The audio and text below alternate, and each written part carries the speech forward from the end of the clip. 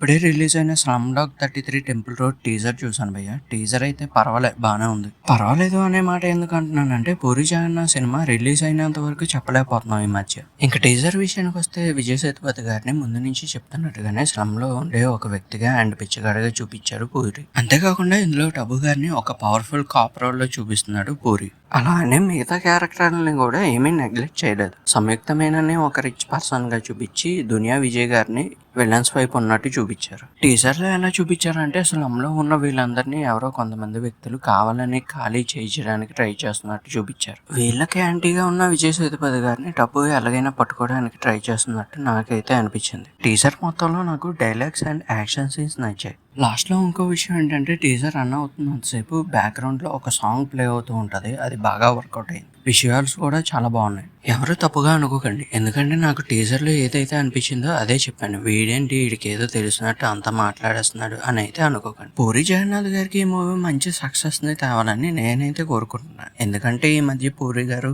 చాలా డిజాస్టర్స్ ని ఫేస్ చేశారు. వాటి నుంచి బయటపడాలంటే ఇది కంపల్సరీ హిట్ అవ్వాలి. ఇప్పటిదాకా ఈ టీజర్ మీరు ఎవరైనా చూసుంటే మీకు ఎలా అనిపించిందో కామెంట్ చేయండి.